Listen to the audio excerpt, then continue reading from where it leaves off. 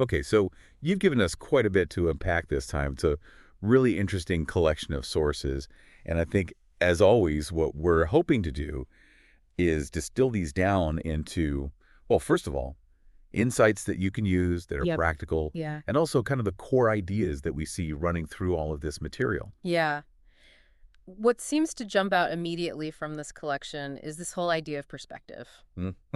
Like it's all invented idea. It's all invented. Yeah, and that idea applies to, our personal relationships. It Absolutely. applies to how we solve problems. Yeah. It applies to how we see, like, the very nature of reality even. Yes, yes. So we've got stories, anecdotes, principles, and practices that we're going to try to synthesize in a way that would make sense to, let's say, somebody who's got a really sharp mind, That's our goal. Yeah. right? And so we're going to explain it to this genius Yeah. in a way that they would be like, oh, yeah, okay, I get that. That makes sense to me. I understand that. And I can use it. And I can use it. Yeah. Yeah. So to get right into this core concept, Mm.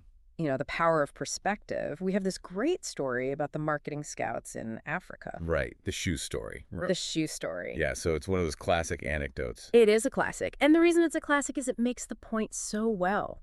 You've got these two marketing scouts, and they're sent to this part of Africa, and they're supposed to send back telegrams about whether or not there's a market for shoes in this part of Africa. Right. And one sends back, situation hopeless, nobody wears shoes. Yep.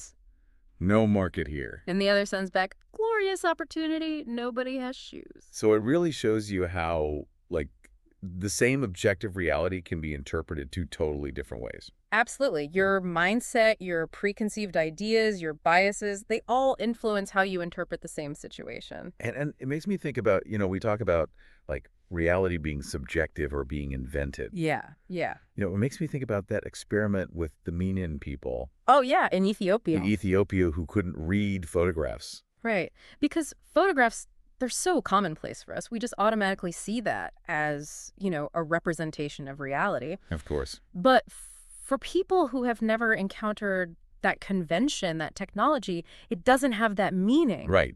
They literally could not see what we see when we look at a photograph. Right. They saw shapes, they saw colors, but it didn't translate into a three-dimensional representation in their minds, Mhm. which I think also brings us to the Picasso anecdote about his wife. Oh, right. Where someone shows him a snapshot and he's like, oh, she's quite small and flat. Exactly. And Yeah. what's interesting about that is, again, it's highlighting the abstract nature of a photograph. We forget, because we're so accustomed to it, that it's a two-dimensional representation of a three-dimensional reality. Mm. And Picasso, with his artistic eye, immediately picked up on that inherent abstraction. Yeah.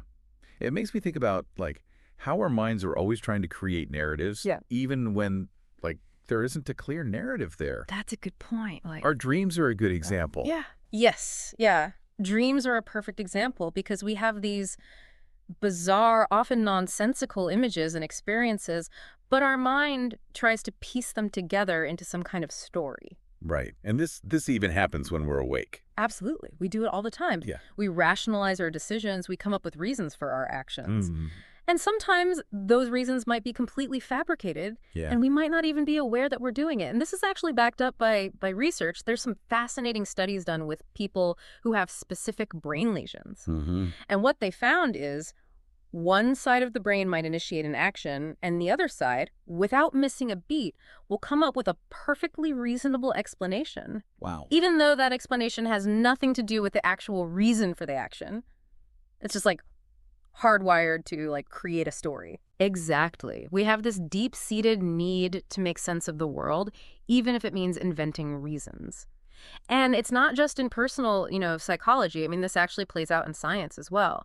Think about the shift from Newtonian physics to Einsteinian physics. Oh, yeah. I mean, that was a complete paradigm shift. It was a new way of seeing the universe, and it allowed us to see things that were previously invisible, Right. like the bending of space-time. It's almost like, a frog that's evolved to see in a certain spectrum of light suddenly having a whole new set of colors revealed to it. That's like we put on, like, new glasses. Exactly. And it's not that Newtonian physics was wrong, it was just limited. It worked within a certain framework. But Einstein's theories provided a broader framework that allowed for a much richer understanding of the universe. Hmm.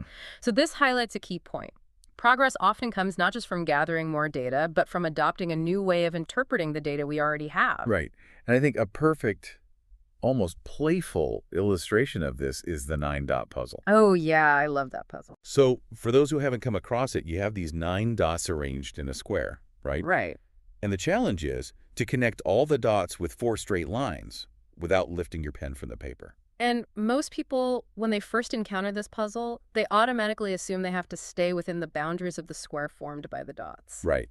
And that's the trap. It is, because the solution requires you to literally think outside the box, to extend your lines beyond the perceived boundaries of that square. And it's so frustrating because once you see the solution, it's so simple. It is. But until you break free from that self-imposed limitation, it seems impossible. And, that's such a powerful metaphor for so many of the challenges we face in life. We often create these invisible boundaries for ourselves. Absolutely. And we get stuck in certain patterns of thinking in fixed frameworks without even realizing it. And those limitations prevent us from seeing the solutions that might be right in front of us. So when we say it's all invented, what we're really talking about is recognizing the power of these stories we tell ourselves, these often unconscious assumptions that shape our reality. Exactly. And by becoming aware of those underlying frameworks, by noticing those boxes we've put ourselves in, we can start to break free from them. Now, it's important to point out, this doesn't mean that we can just magically manifest anything we want into existence. Of course not. It's not about, the power of positive thinking or anything like that. Right. We can't just wish things into being. But what we can do is consciously choose and shift our frameworks to create conditions that make the outcomes we desire more likely. Absolutely. By recognizing the invented nature of reality, we gain a degree of agency that we might not have realized we had. It empowers us to take a more active role in shaping our lives. Okay, so you've been talking about this idea of reality being invented. It makes me think about something you've talked about in the past, this distinction between what you call the world of measurement and the realm of possibility. Oh, yeah, that's a key distinction. So think of the world of measurement as that everyday experience where we're constantly evaluating, comparing, judging. It's a world of, grades, scales, assessments. Right, you're either good or you're bad. You're either a success or a failure. There's always a sense of scarcity, not enough time, money, resources. And we often end up in this kind of competitive mindset, a hierarchy, where we're trying to climb the ladder and prove that we're better than the next person. So it feels like we're always navigating a minefield, kind of. Yes, exactly.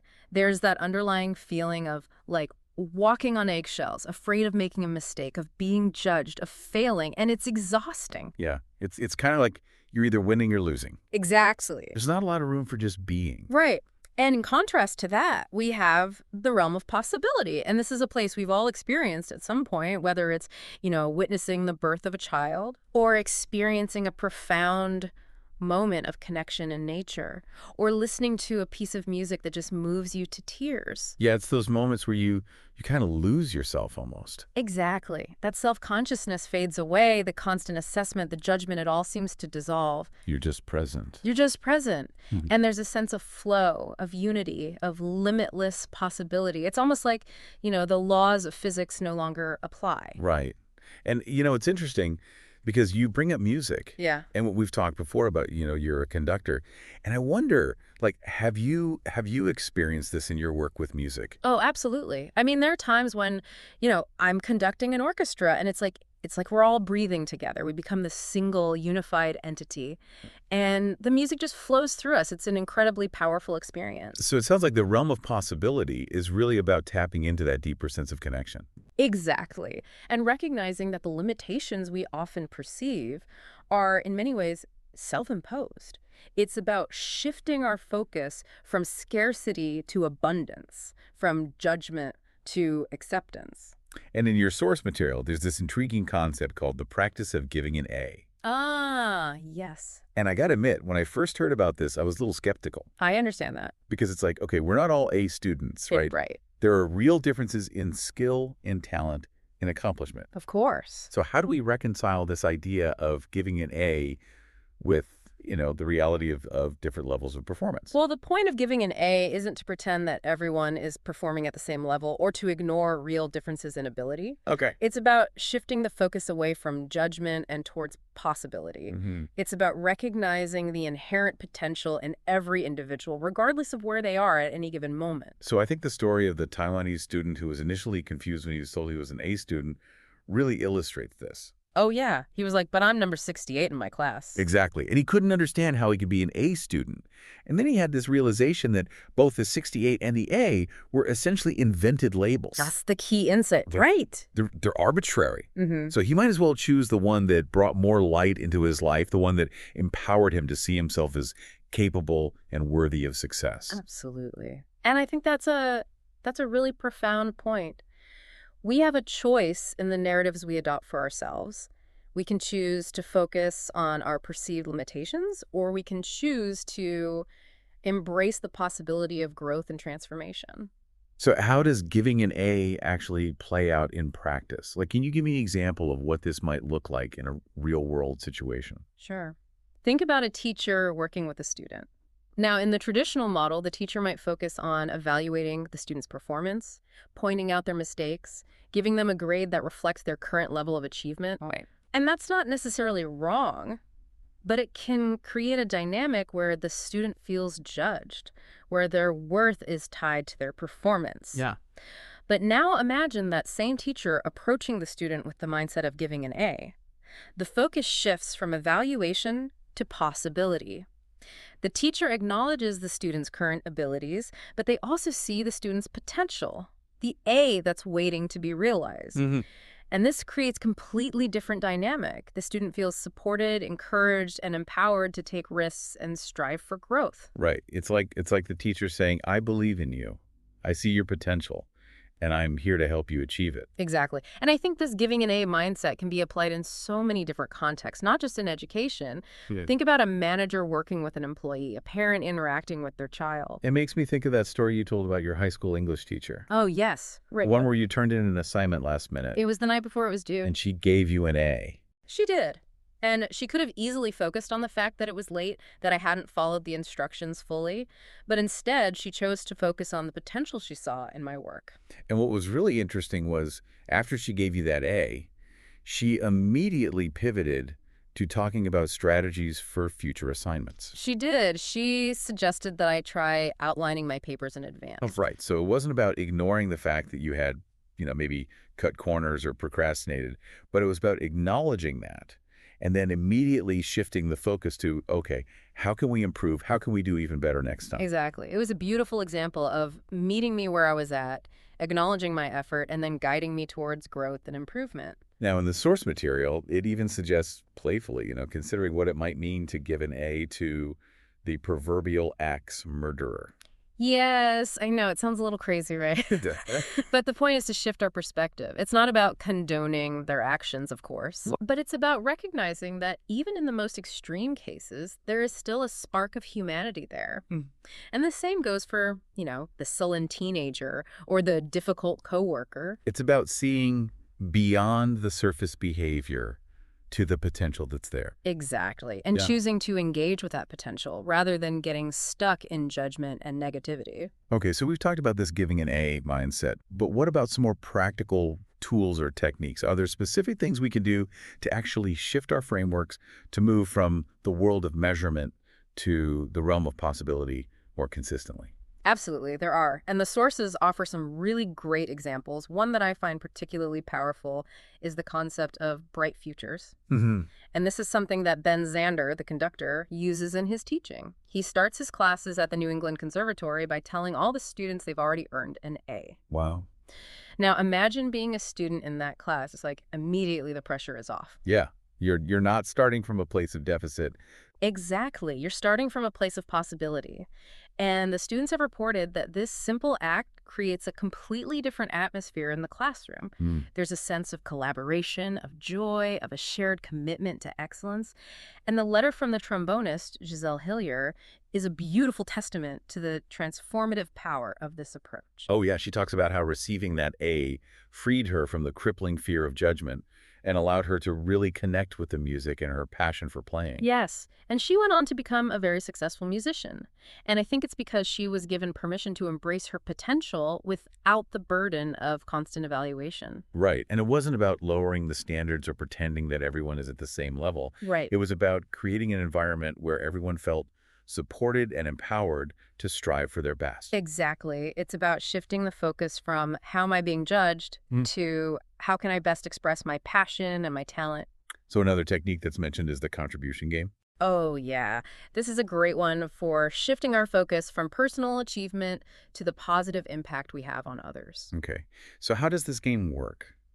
So there are three parts to it. The first is to reflect on past contributions.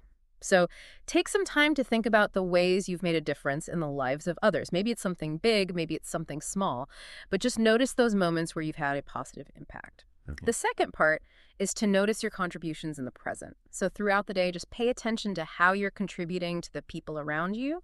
Maybe it's a kind word, a helping hand, a moment of shared laughter. Mm-hmm. And the third part is to cast yourself as a future contribution. So imagine yourself making a positive impact in the future. What do you want to contribute to the world? What kind of legacy do you want to leave behind? It's like that image of throwing a pebble into a pond and watching the ripples spread outward. Exactly. It's about recognizing that our actions, no matter how small they might seem, have a ripple effect, and that we all have the potential to make a positive difference in the world. And it's about shifting our attention from what am I getting to what am I giving. Exactly. And when we focus on giving, we often find that we receive far more in return. So it reminds me of Ben Zander's father and his famous rule number 6. Oh, yeah, don't take yourself so goddamn seriously. Which on the surface seems like just a funny, kind of curmudgeonly piece of advice, Yeah, but it's actually quite profound. it is. It's a reminder that we all take ourselves a little too seriously sometimes, Yeah. and that we need to lighten up, to have a sense of humor about ourselves and our situation. And your source suggests that his father, who was a businessman, actually used this rule to transform the corporate culture of an entire company. It's like by taking ourselves less seriously, we create space for more joy, for more creativity, for more connection. Absolutely. It allows us to let go of that need to control everything, to be perfect, to always be right. And when we let go of that, something magical happens. We open ourselves up to new possibilities. It's like we're giving ourselves permission to be human. Exactly. To be flawed, to make mistakes, to be vulnerable. And to laugh at ourselves along the way. Absolutely. So the source material contrasts what you call the calculating self with the central self. Oh, yeah, that's another key distinction. So what are those? So the calculating self is that part of us that's constantly strategizing, comparing, trying to control the world around us. It's the part of us that's focused on external validation, on climbing that hierarchical ladder, on winning at all costs. Okay. And it often leads us into a downward spiral of negativity and conflict. Because when our worth is tied to our achievements, to our status, to our possessions, we're constantly in a state of fear and insecurity. We're afraid of losing what we have, of not being good enough, of not measuring up. Right. And in contrast to that, we have the central self. Mm-hmm. And the central self operates from a place of inherent worth and connection. It's not concerned with status or external validation. It's about living in alignment with our values, with our purpose, with our passion. So it's like that sense of inner peace and confidence that comes from knowing who you are and what you stand for. Exactly. And it's not about being perfect or having it all figured out. It's about embracing our wholeness, our imperfections, and all. It sounds like the calculating self is really tied to that world of measurement we talked about earlier. Oh, absolutely. It's the operating system that runs that world. And the central self is more aligned with the realm of possibility. Exactly. So the source material mentions this idea of an accomplishment program that Ross Zander uses. Oh, yes. That's a fascinating approach to personal growth. It involves creating a list of all the things you want to accomplish in your life, but not in the traditional sense of a to-do list. Okay. It's more about identifying your deepest desires, your dreams, your aspirations, and then approaching them with a sense of playfulness and curiosity. It's about letting go of the need to control the outcome and instead focusing on the journey, on the process of discovery and growth. And it makes me think of that story you shared about the best sex ever anecdote. Oh, yes. That was a funny and insightful story about how Roz was able to shift a potentially difficult situation in her marriage by simply reframing her perspective. Right, because initially there was this sense of blame, of you're not meeting my needs, Exactly. It was that classic IU dynamic. but then she shifted to this more playful, invitational approach. She did, and it transformed the entire dynamic. Instead of focusing on what was wrong, she created a space for possibility, for connection, for intimacy. And it sounds like this shift in perspective was really key. It was, because instead of approaching the situation from a place of lack or deficiency, she chose to focus on what she wanted to create, on the possibility of a more fulfilling experience. And it sounds like this accomplishment program is really about applying that same principle to all areas of our lives. It is. It's about approaching our goals and dreams with a sense of playfulness, of curiosity, of possibility. So the seventh practice it's mentioned is the way things are. Yes. And this one can be a little challenging because it's about accepting the present moment without resistance, even when things aren't going the way we want them to. Right.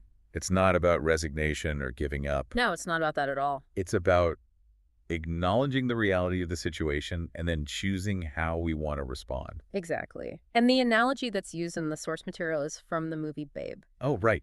With the cow and the duck. Exactly. So the cow is standing in the rain, and she's miserable.